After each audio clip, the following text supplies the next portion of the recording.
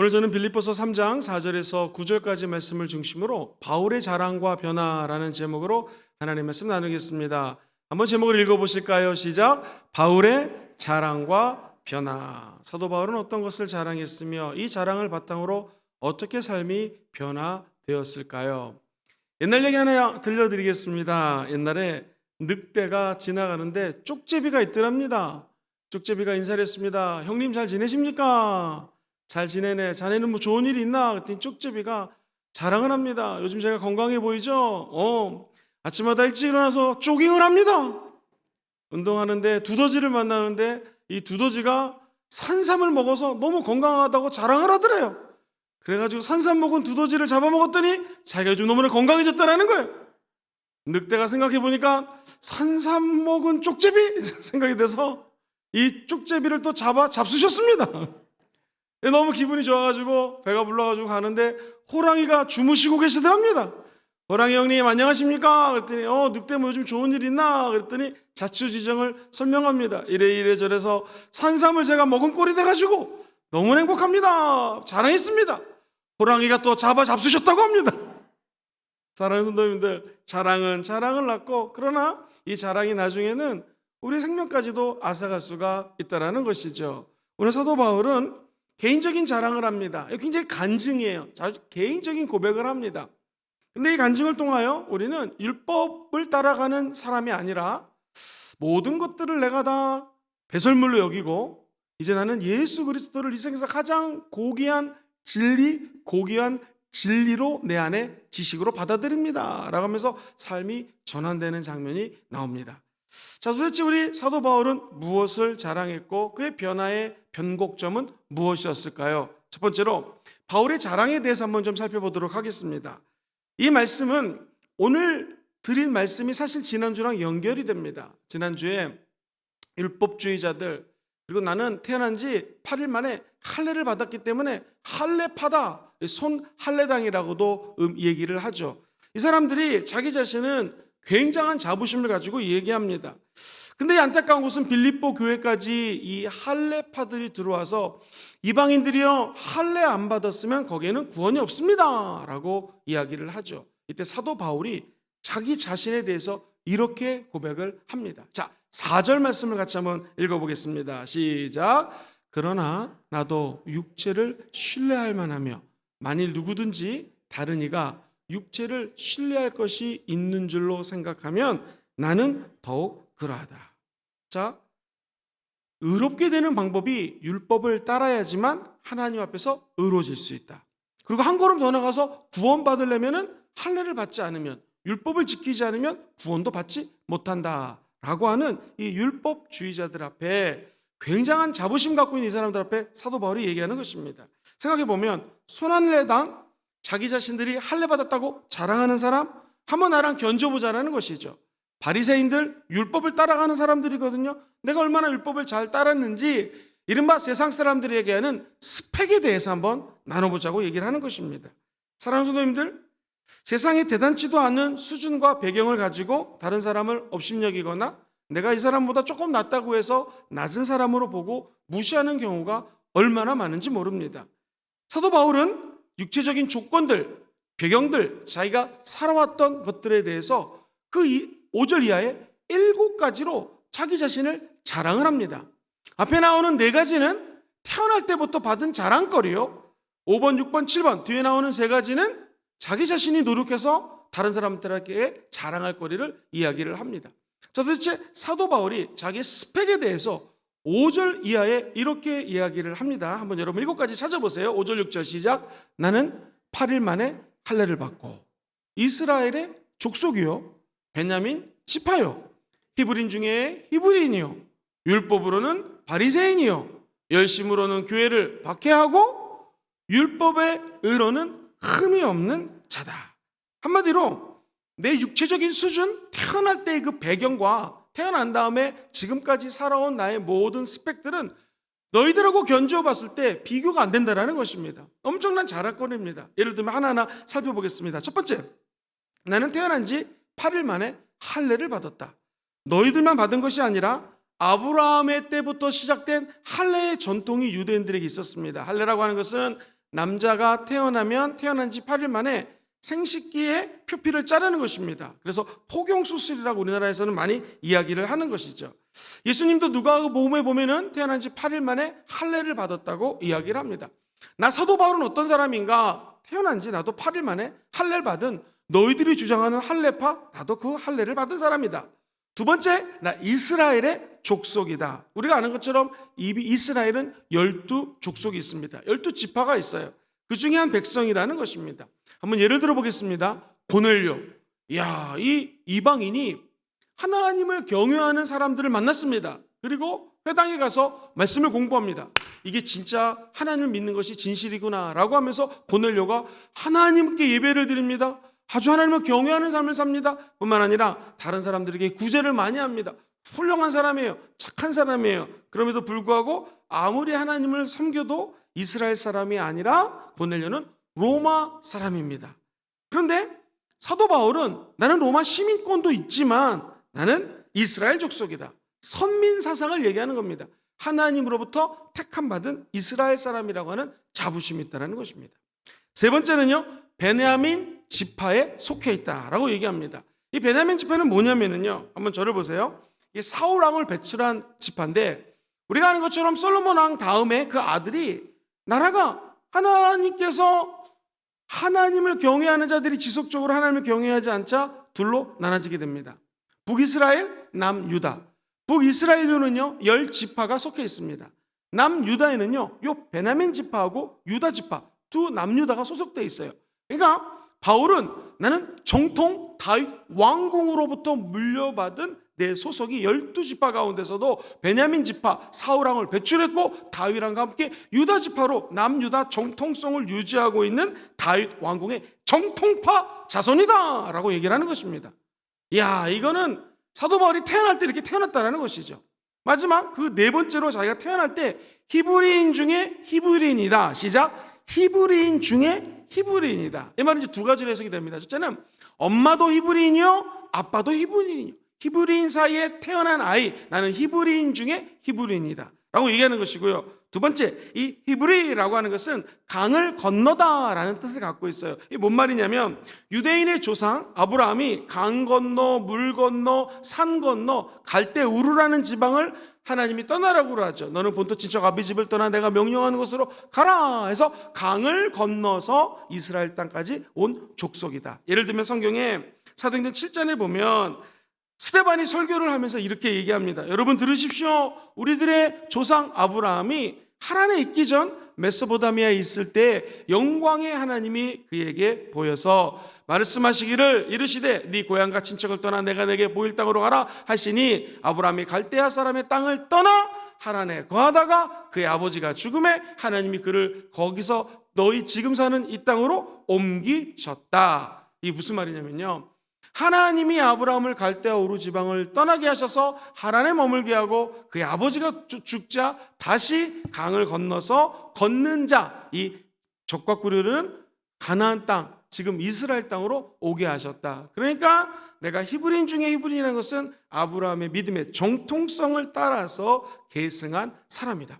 나는 태어난 지 8일 만에 할례를 받은 할례파다. 나는 이스라엘 족속이다. 나는 베냐민 지속 족속이기 때문에 다윗 왕궁의 정통파 족속이요 히브리인 중에 히브리인이다 라고 자기 자신에 대해서 자랑을 합니다. 요 네 가지만 봐도 아무리 율법주의자들이 바리새인들이 자기 자신을 드러내지만 10지파에 속한 사람도 많고 여기에 해당 안 되는 사람이 많기 때문에 태어난 걸로만 따져도 사도 바울하고 게임이 안 되는 거예요. 나는 이럴 뿐만 아니라 사도 바울이 세 가지를 더 자랑하는데 5, 6, 7 있어요. 이건 내가 열심히 노력해서 자랑할 거리가 생겼다는 것입니다. 다섯 번째는 율법으로는 나는 바리새인이다. 한번 따라볼까요? 율법으로는 바리새인. 시작. 요거 여러분 잘 들으셔야 됩니다. 요거 시험 문제 나옵니다. 할렐루야. 예수님이 오시기 전에 율법을 열심히 지키는 사람을 바리새인이라고 그랬습니다. 그러니까 율법을 가장 잘 지키는 사람이에요. 바리새인이라고 하는 그 말뜻 자체가 구별된 사람, 구별되었다라는 거예요. 그래서 바리새인들은 어떻게 인생을 바라보냐면 여기 음식이 있습니다. 이 음식 1번 거룩한 음식, 두 번째 부정한 음식. 아예 구별하는 거예요. 사람도요. 이 사람 거룩한 사람, 이거는 아주 세상적으로 그냥 보면은 하나님 믿지 않는 사람, 저속한 사람, 세상 사람. 말도요, 거룩한 말, 더러운 말. 그리고 지역도 사마리아는 개들이나 사는 더러운 지역. 여기는 하나님의 영이 거하는 깨끗한 지역. 바리새는 갈라놓는 사람들입니다. 그래서 바리새파라고 하는 것, 그 뜻 자체가 구별되었다, 갈라졌다라는 거예요.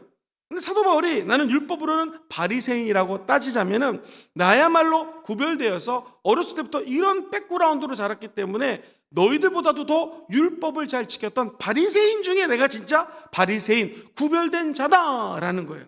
내 삶을 돌이켜봤더니 나는 유대인으로서 율법을 안 지킨 것이 없다라는 그런 비유적인 표현입니다. 또 한 가지, 6번째는요, 교회를 박해했다. 이게 사실 우리 입장에서는 안 좋은 건데 왜 자랑을 했을까요? 이거 잘 들으셔야 됩니다. 내가 경건한 율법주의자로서 태어났기 때문에 나는 어려서부터 종교적인 열심이 있었고, 그 당시 예수를 믿는 사람들은 사실 예수 믿는 사람들이 민족의 반역자였거든요. 왜냐하면 예수님은 저 사마리아 여인에게 가가지고 나에게 물 좀 달라 대화하고 창녀를 만나고 더러운 사람을 접촉하고, 그리고 이 안식일날을 꼭 지켜야 되는데 안식일날 병을 고치고, 그러니까 자기 민족의 반역자라고 여겼던 예수, 할례파 정통 유대인들, 율법을 지키는 사람 입장에서는 예수 믿는 사람을 박해할 수밖에 없었던 거예요. 다시 말하면 이 말은 내가 종교적으로 엄청난 열심이 있어가지고 예수 믿는 사람들을 심지어 잡아서 죽였던 사람이다 라고 종교에 대한 열정, 열심을 이야기를 합니다. 사도행전 22장 3절로 4절에 보면은 사도 바울이 나는 유대인으로 길리기아 다소에 났고 이성에서 자라 가말리아 문화에서 우리 조상들의 율법에 엄한 교훈을 받았고 오늘 너희 모든 사람처럼 하나님께 대하여 뭐가 있어요? 열심, 엄청난 열심이 있었다는 거예요. 내가 이 도를 받게 하여, 십자가의 도입니다, 예수를 받게 하여 사람을 죽이기까지 하고 남녀를 결박해가지고 어디다 넘겨버렸어요? 옥에다 넘겼기도 했다라고 이야기합니다. 그러니까 사람을 죽이기까지는 종교적인 열심을 가졌던 사람입니다. 마지막 7번째는 율법의 의로는 흠이 없는 자다. 이 말은 뭐냐면요, 율법을 가지고 나를 지켜보면 율법 앞에 나는 똑똑하다. 613가지의 수많은 율법을 나는 다 지킨 사람이라는 것입니다. 그래서 율법의 기준으로 나를 판단하려고 하느냐? 나는 하나님 앞에 율법적으로는 부끄러움이 없는 사람이다 라고 얘기합니다. 사랑하는 성도님들, 지금 제가 7가지 말씀드린 것은 뭐 사도 바울이 그냥 대충 자랑했나 보죠? 아닙니다. 그 당시에는요, 아무나 이런 자랑을 할 수가 없었고요, 태어남 자체가 틀렸고 민족적으로 봐도 완전하고 그 당시 로마 시민권만 가져도 대단한 사람인데 나는 그 외에도 로마 시민권을 가졌고요. 아까 그 바리새인 중에서도 가말레아 학파라고 하는 또 학파가 있거든요. 그 가말레아의 문화에서 수학을 합니다. 이 율법학자의 율법학자 가말레아 학파, 여기서도 최고의 고등교육을 받았던, 오늘날로 치면 하버드 대학교, 뭐 옥스퍼드, 이거보다도 더 큰 학력의 소유자라는 거예요. 학력으로 따지면 오늘날 PhD, 철학박사 학위를 10개 넘게 갖고 있는 사람쯤 될 거예요. 뿐만 아니라 할렐이라는 학파가 또 있습니다. 이게 뭐냐면 율법 생활하는 사람 중에서 제일 엄격하게 생활했던 사람들이에요. 이 바리새인 중에 바리새인이거든요. 여기서 나는 엄청나게 공부를 했고 율법을 따랐던 사람입니다. 다시 말해서 세상적인 관점으로 볼 때 자랑거리가 너무너무나 많은 사람이라는 것입니다. 자, 1번부터 7번까지 이 세상적인 자랑, 조금 여러분 지금 이제 처음 서론이기 때문에 앞부분이기 때문에 어색할 수 있지만 5절, 6절을 한번 다시 읽으면서 7가지를 정리해 보세요. 1번 5절입니다. 자, 5절 띄워주세요. 본문 5절 시작. 나는 8일 만에 할례를 받고. 2번 이스라엘의 족속이요. 3번 베냐민 지파요. 4번 히브리인 중에 히브리요. 수업. 여기까지는 자기의 태생이에요. 이건 어떻게 할 수 없는 자기가 태어난 것에 대한 자랑. 5번 시작. 율법으로는 바리새인이요. 6번 열심으로는 교회를 박해하고, 마지막 7번 율법의 의로는 흠이 없는 사람이다. 이야, 이 자랑거리가 엄청났다는 거예요. 그 다음부터 중요합니다. 저 여러분들이 이제 하루 삭을 받고 저 금정산 중간에 밭에 가서 일을 합니다. 저 밭 소유가 김영철이라고 하는 사람의 소유입니다. 바꿀까요? 김영근으로? 아무나 좋습니다. 어떤 사람의 소유예요. 여러분이 제가 열심히 밭에 갔다가 이게 웬일입니까? 밭에서요 엄청난 보물이 나오는 거예요. 그때 저와 여러분들이 갖고 있는 돈이 만약에 1억인데 저 땅이 1억이 나는 거예요. 근데 이 보물은 아무리 생각해봐도 100억이 넘을 보물이 나온 거예요. 자, 질문 드리겠습니다. 마태복음에 나오는 7가지 천국에 대한 비유인데요, 이 보물을 발견한 사람 자기 전 재산 1억을 팔까요? 안 팔까요? 팔겠죠. 이 1억어치 뭐 자기 재산을 팔아서 그 다음에 뭐를 살까요? 저 A씨가 소유하고 있는 땅을 사겠죠. 왜 그럴까요? 그 땅 안에 있는 보화가 자기 거가 되기 때문에. 이 보화가 누굽니까? 예수 그리스도라는 거예요. 아무리 이론적으로 공부를 많이 하고 지식이 많다 할지라도 계산해봐도 이것들보다 더 귀한 보배가 예수 그리스도라는 것을 사도 바울이 알게 된다는 것이죠. 사랑하는 성도님들, 그러니까 저 여러분들이 이 사도 바울의 얘기를 가만히 들으면 자랑을 하는데 자기 자랑하는 것 같잖아요. 근데 나중에 보면 이 자랑이 바뀌게 됩니다. 저 여러분들은 자랑을 해도 예수 안에서 예수를 자랑해야 될 줄 믿습니다. 예를 들면은 7절을 한번 살짝 먼저 읽어보도록 하겠습니다. 7절 말씀 한번 읽어볼까요? 7절 시작. 그러나 무엇이든지 내게 유익하던 것을 내가 그리스도를 위하여 어떻게 해요? 다 해로 여긴다면. 내가 지금 유익한 7가지 있잖아요. 태어난 지 8일 만에 나는 할례를 했고, 이스라엘 사람 중에 이스라엘이요, 유대인 중에 유다인이요, 나는 지금 바리새인 중에 바리새인이요. 엄청난 세상에 자랑거리가 있는데, 사랑하는 성도님들, 대차 대조표 아십니까? 손익분기점 이런 얘기 들어봤죠? 손해인지 이득인지 이걸 따지는데, 사도 바울은 공부를 많이 한 사람이기 때문에 아주 정확하게 분석을 해봤더니, 내가 지금 여기까지 자랑으로 여겼던 거 1번부터 7번 그 말고도 엄청나게 많은 자랑거리가 있는데, 이 모든 것들을 객관적으로 비교해 봤더니 내가 이 나머지 것들은 해로 여긴다. 다 해로 여긴다는 게 손해라는 것입니다. 아무리 생각을 해봐도 내가 갖고 있는 것을 팔아서 그 밭을 사는 것이 지혜 있는 것처럼 예수 그리스도를 내가 알고 변화되는 게 더 축복이라는 것입니다. 그러니까요, 우리가 이 땅에 살면서 자랑할 때 되게 조심해야 됩니다. 산삼 먹었다고 자랑하지 마십시오. 제가 또 하나 재밌는 얘기 드릴게요. 한 여우가 이렇게 지나가다 보니까 까마귀가 어떤 고기를 맛있는 걸 훔쳐가지고 막 입에 다물고 날아가고 있는 거예요. 자기 가서 먹으려고. 이 여우가 소리쳤습니다. 야, 너 몸매를 보니까 정말 몸매도 아름다운데 노래도 잘하니? 갑자기 까마귀가 자기 몸매 아름답단 말에 너무나 기분이 좋았습니다. 노래도 잘하거든요. 그래가지고 꽥꽥꽥 노래를 했는데 그 맛있는 고기가 떨어졌다라는 전설적인 얘기가 있습니다. 여우가 잡아먹은 것이죠. 우리 인간은요, 먹고 사는 문제가 해결되면 그 다음 받고 싶은 게 인정받고 싶은 욕구가 누구나 다 있어요. 아이들도 먹여주고 재워주고 나면 엄마 아빠에게, 학교 가면 선생님에게, 친구들에게 인정받고 싶은 거거든요. 남들이 나를 알아주는 욕구 굉장히 셉니다. 이 본능 때문에 사람들은 자랑을 하게 되는 것이거든요. 인정 못 받으면 저와 여러분이 까마귀처럼 더 손해보는 경우가 있을 수가 있습니다. 사랑하는 성도님들, 인정받기 원하시면 아멘 해볼까요? 사람이 주는 인정이 되게 허무할 때가 많습니다. 그리고 인정의 가치 기준이 흔들릴 때가 많아요. 그럼 우리 누구에게 인정받아야 되느냐? 예수께 인정받는 것이 제일 중요하다는 거예요. 하나님께 인정받는 목사가 되는 것이 제일 중요한 것이고, 하나님께 인정받는 성도가 되는 것이 제일 중요하다는 것입니다. 알렉산더 대왕이 32살에 전 세계를 거의 제패했습니다. 그러나 그는 아시아 땅도 모르고 아프리카 땅도 모르고 수없이 많은 대륙이 있는 것을 알 수가 없었어요. 왜? 기원전 300년 전에 사람이었기 때문에 그랬습니다. 줄리어스 시저가 세상의 모든 권력을 다 얻은 것 같았습니다. 그러나 브루터스가 단검을 그의 심장에 박자 그는 허무하게 죽습니다. 나폴레옹 전 유럽을 제패했습니다. 이야, 대단한 줄 알았더니 워터로 전쟁에서 패배합니다. 나중에 섬에 가게 되고요. 그의 최후는 정말로 아주 힘든 마지막을 맞이하게 되죠. 카이젤, 히틀러, 일본의 유명한 정치 지도자들, 세상을 자기 발 밑으로 놓으려고 했지만 그들은 결국 죽을 수밖에 없었다라는 거예요. 우리가 세상의 모든 것을 얻을 수가 없습니다. 사실 세상의 것을 가지고 있다 할지라도 이것이 영원한 것이 아니라는 것입니다. 아까 사도 바울이 얘기했던 7가지가 사실 그때는 엄청나게 대단한 건데, 오늘날 우리가 들었을 때 그게 라고 생각하지 않습니까? 이 가치 기준이 변화된다는 것이에요. 그래서 데살로니가 전서 2장 19절은 이렇게 말씀을 주시는 거예요. 같이 읽어볼까요? 시작. 우리의 소망이나 기쁨이나 자랑의 면류관이 무엇이냐? 그가 강림하실 때 우리 주 예수 앞에서 너희가 아니냐? 우리의 자랑, 우리의 면류관이 뭐냐? 우리 예수님이 오실 때 1번 예수, 나 때문에 예수를 열심히 믿게 한 너희들이 나는 예수 앞에 자랑이라는 것입니다. 2번, 나의 자랑은 사람이 평가하는 기준이 아니라 하나님이 평가하는 기준이 나의 자랑이 된다고 사도 바울이 이야기하는 것입니다. 여기 계신 모든 분들이 우리 자랑이 아닌 하나님 보시기에 자랑스러운, 하나님 보시기에 인정받는 성도님들 되시기를 주의 이름으로 축원드립니다.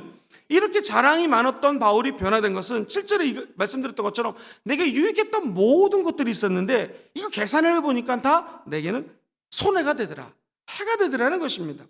과거의 이익으로 알고 있었는데 지금 생각해보니까 손해라는 거예요. 굉장히 계산적입니다. 굉장히 실용적이에요. 현실적입니다. 자기 인생의 변화를 가만히 봤더니 손실 개념화해서 철저하게 계산적인 이야기를 사실 하는 것입니다. 자, 그러면 사도 바울이 자기의 자랑이 손해라고 이야기하는 이유가 뭘까요? 8절부터가 아주 중요합니다. 8절 한번 천천히 읽어보겠습니다. 시작. 또한 모든 것을 해로 여김은 내 주 그리스도 예수를 아는 지식이 가장 어떻게 해요? 고상하다라는 거예요. 그래서 또한이라는 말은요, 그냥 우리나라 말로 또한이라고 번역이 되어 있잖아요. 근데 이게 원어에는요 굉장히 의미가 깊습니다. 이게 보면은 어떤 책에서 인용하는데요, yes, 그렇습니다. The previous is true. 제가 지금까지 얘기했던 것은 정말 사실입니다. 맞습니다. 근데 but, 그렇지만 more than that I also 라고 하면서 그가 주장하고 싶은 것을 연결해서 얘기합니다. 이게 뭐냐면 more than that, 지금 내가 과거에 기술했던 내가 7가지 자랑거리가 있는데 이거보다 더 탁월한 것이 있다는 것을 발견했습니다. 이게 또한의 의미예요. 좀 길죠. 또한이라는 것은 내가 얘기했던 모든 세상의 자랑거리보다 더 엑설런트한, 더 뛰어난 그 자랑거리가 있어서 제가 여러분들에게 이제 이 8절부터 좀 얘기해 드릴 겁니다 라는 의미예요. 그러면서 그는 이렇게 얘기합니다. 모든 것을 해로 여기는 이유가 내 예수 그리스도를 아는 것이, 이 지식이 가장 고상하다는 거예요. 이게 도대체 무슨 말입니까? 좀 설명해 주십시오. 내가 지금까지 얘기하고 자랑했던 것들이 있잖아요. 요거보다도 더 소중한 것이 있어요. 의미 있는 게 있습니다. 가치 있는 게 있습니다. 그래서 내가 갖고 있던 이 모든 것들을 계산해보고 생각해봤더니 다 손해일 뿐이고 진짜 내 인생에서 대박을 발견했습니다. 더 뛰어난 것을 발견했습니다. 그분이 바로 예수님이신데, 예수를 아는 지식이 내가 공부했던 바리새인 무슨 힐랄 학파, 무슨 내가 여태까지 속해 있던 모든 공부했던 것보다도 예수를 아는 지식이 최고인 것을 내가 깨달았습니다. 그래서 이 해나 다 해로 여긴다는 것이 로스예요, 로스. 사업하는 사람들은 잘 압니다.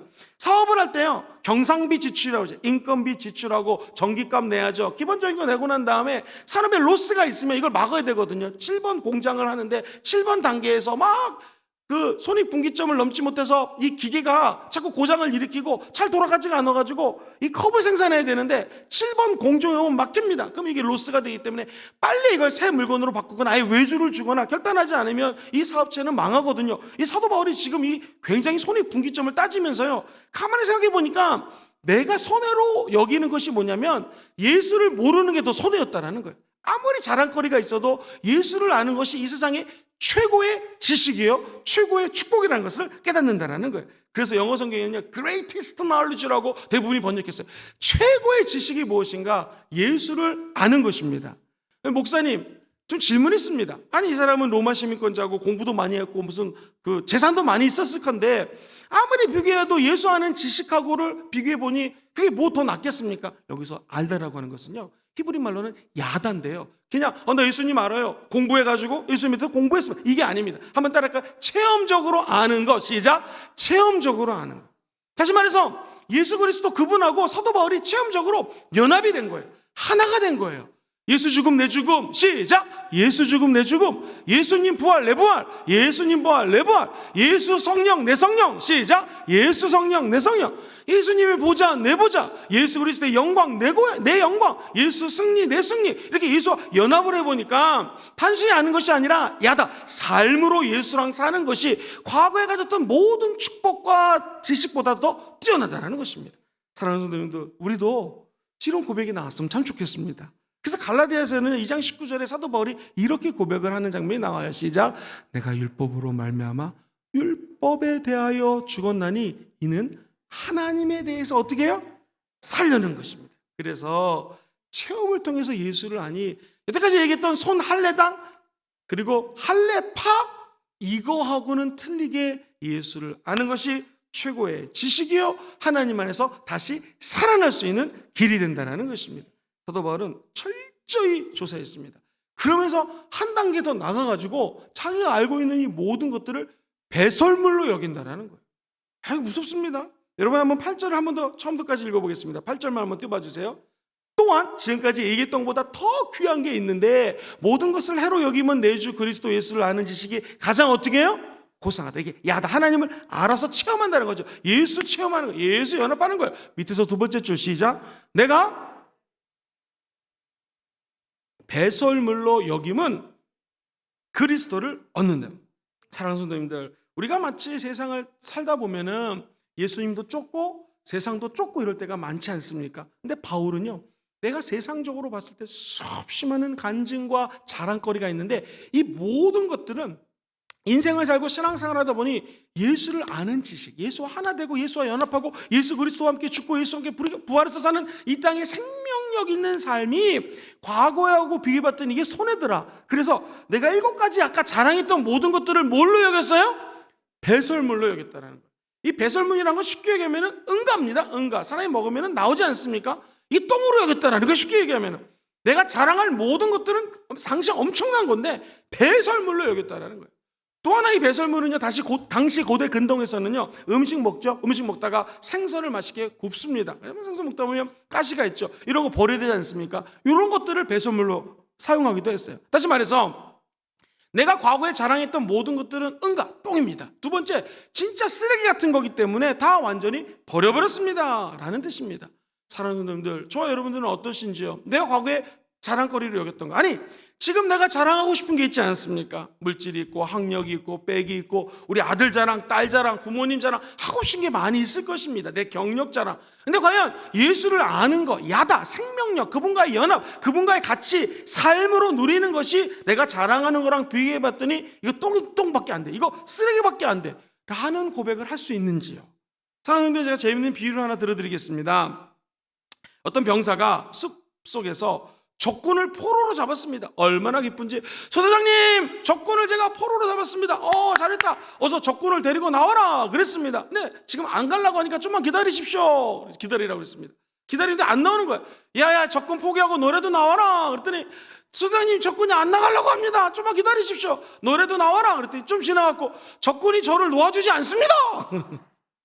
자기가 포로로 잡힌 거죠. 포로 잡았을 때 잽싸게 나오면은 자기 본국으로 들어갈 텐데 거기 있다가 어찌된 일인지 자기가 포로가 됐다라는 거예요. 우리도 마찬가지입니다. 하나님을 잡으려고 그러고 세상을 잡으려고 세상에 가죠. 그런데 세상에 갔다가 거기에 잡혀가지고 포로 돼가지고 다시 주님께로 못 돌아오는 경우가 얼마나 많은지 모릅니다. 사도 바울은 자랑할 게 많았지만 그는 변화되었습니다. 이것은 가장 값지고 고귀한 것이 예수 그리스도를 야다, 알아가는 거고요. 삶으로 예수와의 접촉을 하니 생명력이 있더라는 것이죠. 이것 때문에 과거의 것을 내가 다 배설물로 버렸다. 제가 안타까운 하나 이야기를 드리겠습니다.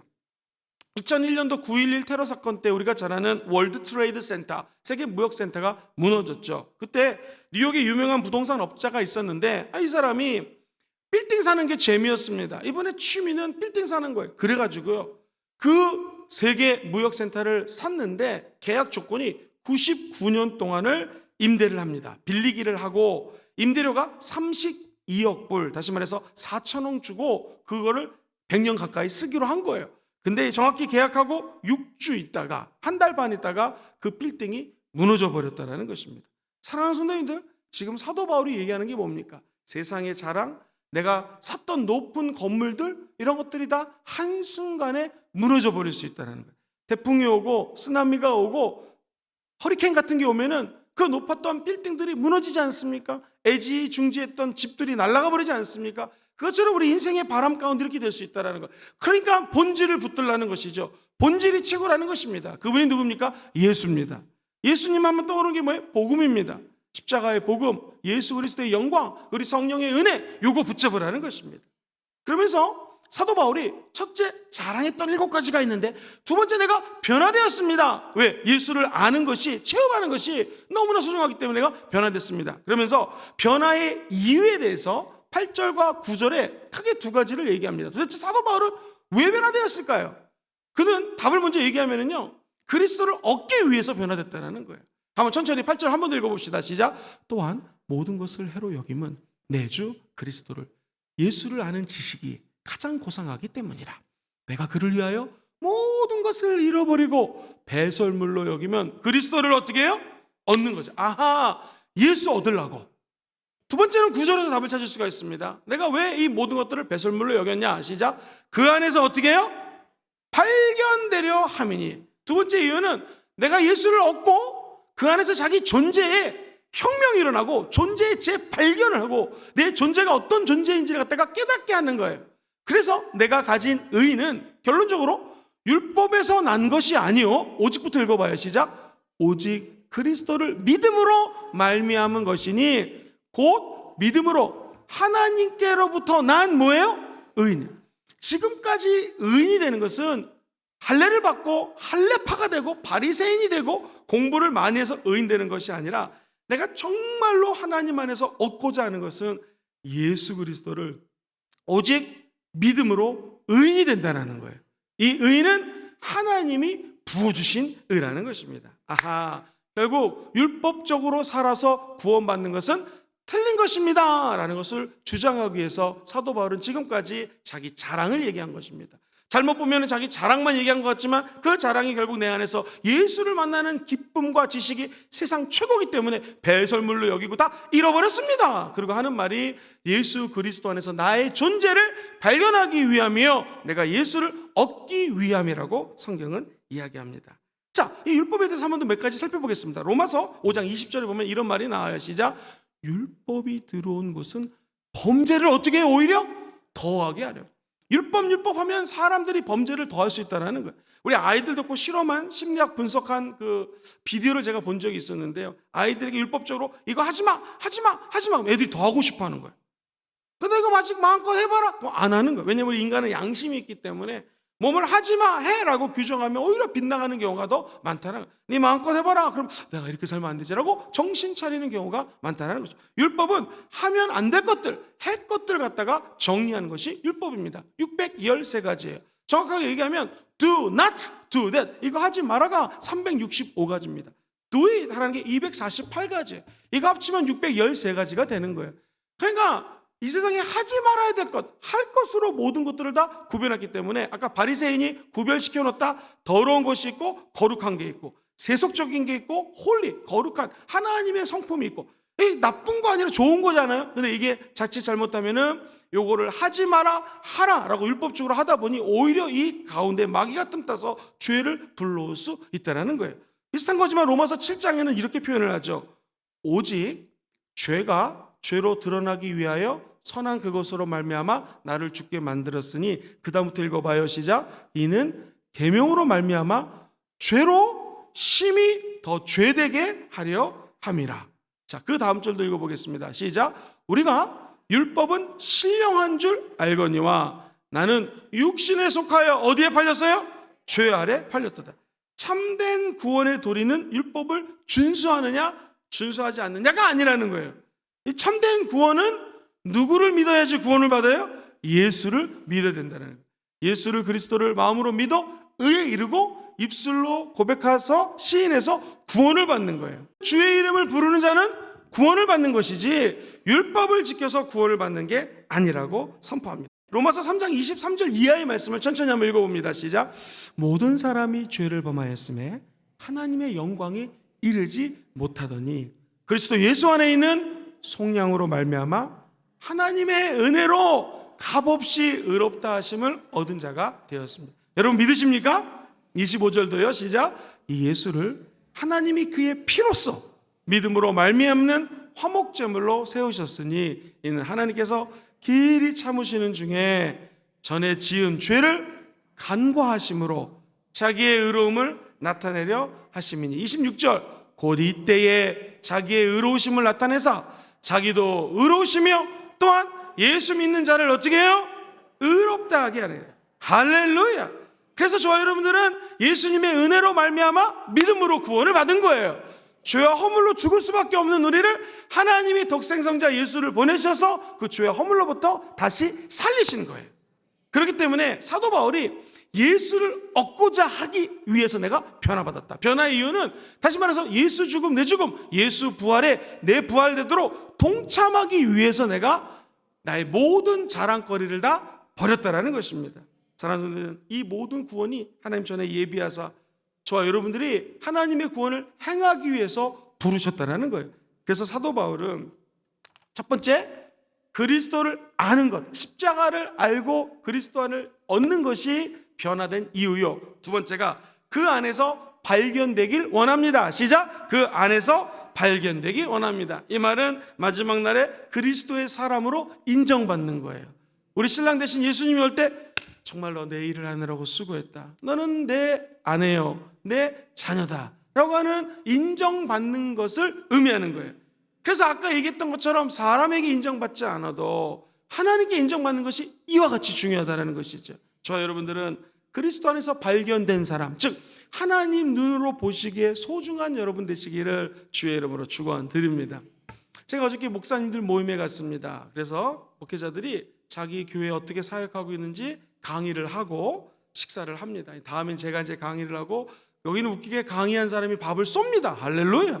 밥을 제가 사드려야 되는데, 이제 그 발제를 하신, 강의를 하신 목사님이 이런 말을 해요. 그 교회는 이제 소그룹이 아주 잘 되는 교회인데, 이 소그룹의 역동성이 제일 중요한 게 무엇이냐? 일단 만나야 되고요. 만나서 허심탄회하게 자기에 있는 속에 있는 것을 털어놔야 된다는 거예요. 털어놓고 난 다음에 공범이 되면 같은 죄를 나누면은요, 더 유대관계가 강해지기 때문에 죄를 회개하고 죄를 회개하다가 엄청난 은혜의 사건이 터지더라는 거예요. 뭐 좋은 예인지는 모르겠지만 어떤 사람이 드러내기 힘든 이야기를 합니다. 제가 주식하다가 돈을 많이 잃었습니다. 얘기를 듣던 한 사람이 당신이 잃은 돈에 달하는 10배를 잃었습니다.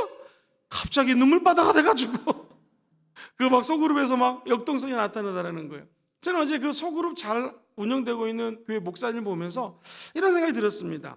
자, 도대체 저 소그룹이 잘 되는 이유는 무엇인가? 거기에는요, 그리스도를 얻은 사람들이 그 공동체에 있기 때문이에요. 그리스도를 얻었다는 건 뭐예요? 예수 앞에 죄를 고백하고 회개하고, 아버지 내가 잘못했습니다 라고 그 공동체가 예수 그리스도를 얻게 되면 그 소그룹은 강해집니다. 죄를 드러나도 두려워하지 않아요. 왜? 예수님이 이 공동체를 용서해주고 사랑해주고 품어주기 때문에 그렇습니다. 더 나가서, 한 걸음 더 나가서, 만약에 이 공동체가, 소그룹이 하나님께 인정받는 공동체가 된다면 정말로 멋진 소그룹, 멋진 교회가 되는 것입니다. 우리 순복음 금정교회가 하나의 은혜 가운데 코로나를 잘 돌파할 수 있었던 이유는 뭘까요? 저 여러분들이 세상 것은 혹시 잊어버렸을지 모르지만 우리가 예수를 얻었기 때문입니다. 두 번째, 누구로부터 인정을 받았기 때문이에요? 하나님이 우리 교회를 인정해 주시고 사랑해 주셨다는 거예요. 그렇기 때문에 우리는 이 코로나 시간을 잘 은혜 가운데 돌파할 수 있었다는 것이죠. 가정을 보십시오. 가정마다 하나님의 은혜가 넘치기 원하시는 분들은 아멘 해볼까요? 다른 거 좀 손해봐도, 손익계산 따져봤을 때 손해봐도 그 가정이 예수 그리스도를 얻으면 됩니다. 십자가를 얻으면 됩니다. 더 중요한 건 뭐예요? 그 가정이 하나님께 인정받는 가정 되면 됩니다. 세상에 인정하지 않더라도 하나님께 인정받는 여러분 되시기를 주의 이름으로 축원드립니다. 사랑하는 성도님들, 어떤 분이 아프리카에 갔습니다. 아프리카 남단의 케이프타운이라는 곳에 갔어요. 이 신사가 가만히 생필품이 필요해서 생필품 가게에 갔더니 선반 위에 돌이 한 주먹보다 조금 큰 게 있더랍니다. 주인 아저씨, 저게 뭡니까? 우리 아들이 저기 산에 가서 놀러 갔다가 그냥 갖고 왔길래 버리긴 아까워서 저기다 올려놨습니다. 그래서 그 돌이 예사치가 않아서 아이가 좋아하는 장난감이 한 1,200원, 뭐 1달러 정도 됐다고 합니다. 그래서 이 영국 사람이 얘가 좋아하는 장난감을 사드릴 테니까 저 돌을 저에게 주지 않겠습니까? 그래가지고 그 돈을 주고, 그러니까 장난감을 사가지고 주인 아저씨에게 아이 선물로 주고, 주인 아저씨는 그 돌멩이를 이 사람에게 주었습니다. 자, 이걸 가지고 영국으로 돌아왔습니다. 그래가지고 보석 가게 갔더니 웬일입니까? 다이아몬드 원석이에요. 150만 달러를 받았습니다. 150만 배가 뛴 거예요. 보석 아저씨는 그걸 사가지고 가공을 해서 팔았고 700만 불이 또 팔았다고 합니다. 700만 불이 뛴 거예요. 1달러짜리가 150만 불로 바뀝니다. 150불짜리가 또 가공하면 700만 불로 바뀌게 됩니다. 뭘 의미합니까? 저와 여러분이 사실은요, 쓸모없는 존재예요. 우리가 볼 때는 아무것도 아닌 존재예요. 그렇지만 우리 안에 보물이 계십니다. 그분이 누구세요? 예수 그리스도. 그럼 내가 갖고 있는 모든 소유를 다 팔아가지고 그 밭에 보물이 숨겨져 있으니까 1억 팔아가지고 10억 주고 10억보다 더 귀한, 100억보다 더 귀한 그 보물을 차지하는 것이 우리 인간의 계산 아니겠습니까? 오늘 바울이 얘기하는 것이 세상에서 가장 공부를 많이 했고 그의 삶의 배경과 모든 삶의 역량들을 봤을 때 계산해보고 따져보고 판단해보고 분석해보고 공부해보고 연구해보고 사회과학적으로 데이터를 들이대서 자꾸 데이터를 분석해봤더니 결과적으로 예수를 얻는 것이 내가 얘기했던 7가지를 갖는 것보다 더 지혜롭다라는 것입니다. 여러분 어떻습니까? 우리가 갖고 있는 진짜 보물 예수를 잃지 않게 되기를 주의 이름으로 축원드립니다. 아프리카 가게 아저씨 그게 보물인 걸 다이아몬드인 걸 알았다면 1달러에 팔았겠습니까? 안 팔았죠. 여러분 안에 있는 예수를 절대로 다른 거하고 교환하시면 안 됩니다. 가장 중요한 것이 우리 안에 계시는 예수님이라는 거 절대로 잊지 않게 되기를 주의 이름으로 축원드립니다. 사랑하는 성도님들, 우리 성경에 보면은 그날에 즉 예수님이 오실 때 이 마지막 때는요 주여 주여 하는 자들마다 천국 가는 게 아니라는 것입니다. 누가 천국 갈까요? 한번 따라해볼까요? 하늘에 계신 내 아버지의 뜻대로 행하는 자들. 오해하지 마세요. 지금 목사님 구원은 믿음으로 받는 거라면 맞습니다. 의인되는 거 믿음으로 받습니다. 의인된 우리가 이제 믿었으면은요 예수를 닮아가려고 열심히 애를 쓰고 노력해야 된다는 것이죠. 그게 무엇입니까? 첫 번째 예배 드리는 거예요. 예배를 드리면 우리 안에 예수를 얻게 됩니다. 그리고 예수님부터 인정을 받게 되죠. 한번 따라볼까요? 이웃을 사랑하는 것입니다. 하나님이 주신 계명이 이웃사랑이거든요. 이웃을 사랑하려고 애쓰고 힘쓰는 것이 바로 예수를 얻는 것입니다. 마지막 제일 중요한 게 한번 따라볼까요? 삶으로 변화되는 것입니다. 변화되는 거예요. 그래서 구원을 믿음으로 받지만 행동으로 옮기라는 것은 이 땅에 살면서 예수를 닮으려고 애를 쓰고 힘쓰는 것이죠. 이웃 사랑하는 게 어렵지만 이웃을 사랑하려고 애쓰는 것이고 하나님 말씀을 따르는 것 율법주의라처럼 따르는 것이 아니라 예수와 연합을 해서 성령의 손을 받고 하나님 말씀대로 살려고 노력할 때 하나님은 그 사람을 그리스도인 예수 믿는 사람이라고 표현해 주시는 것입니다.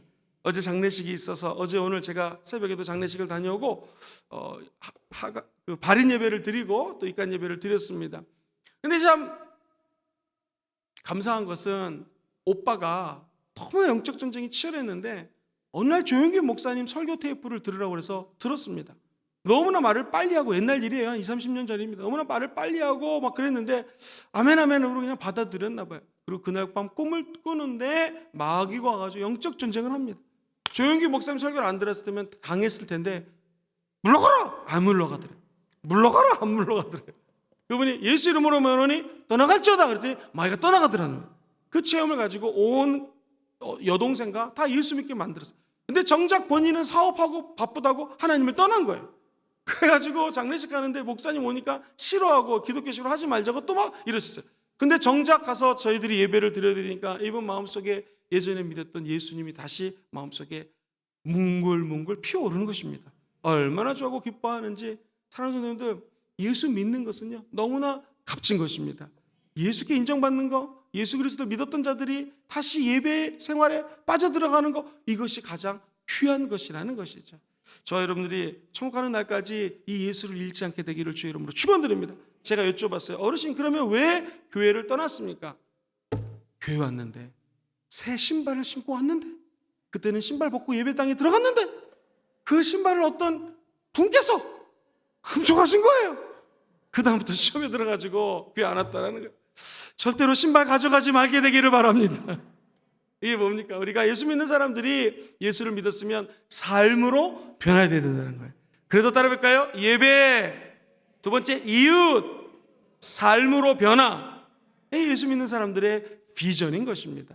순봉 금종교회 성도님들, 사도 바울은 어땠습니까? 첫 번째, 나 자랑할 게 있습니다. 나는 태어난 지 8일 만에 할례를 받았습니다. 이스라엘 사람 중에 이스라엘 사람입니다. 나는 어떤 사람인가? 베냐민 지파 사람입니다. 네 번째, 나는 히브리인 중에 히브리 사람입니다.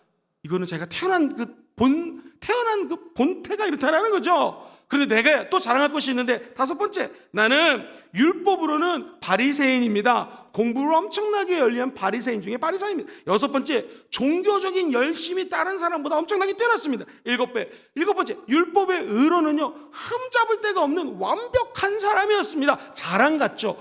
그러던 내가 가만히 비교 분석해보고 판단해보고 데이터를 분석해봤더니 내가 알고 있는 이 자랑거리들이 예수를 아는 것, 제일 고상한 지식이잖아요. 요거랑 비교해봤더니 이게 잃어버린 것들이요 배설물같이 여겨버린다는 거예요. 이게 변합니다. 우리가 자랑하는 모든 것들이 배설물이 될지어다. 오히려 내게 유익하던 것이 한번 따라볼까요? 해로 여겨질지어다. 이 손해로 여겨지는 손해로. 그래서 그가 내가 변화된 이유는 다음에 세 가지입니다. 첫 번째, 예수를 아는 지식이 제일 고상합니다. 시작. 예수를 아는 지식이 제일 고상합니다. 최고는 두 번째, 그리스도를 얻는 것입니다. 예수 십자가 소유하는 것이죠. 세 번째, 그리스도 안에서 재발견되는 것입니다. 그리스도 예수 안에서 재발견되는 것입니다. 예수께 인정받고 내 삶이 변화되어 예수 그리스도를 닮아가는 것이죠.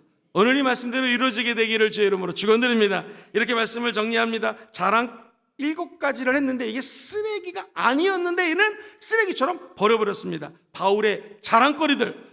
두 번째, 바울이 쓰레기로 버린 이유는 예수 그리스도와 연합되는 것이 너무나 소중하기 때문에 변화가 되었습니다. 세 번째, 변화의 이유는 예수를 얻는 것이고요. 두 번째, 예수를 삶으로 닮아가는 것입니다.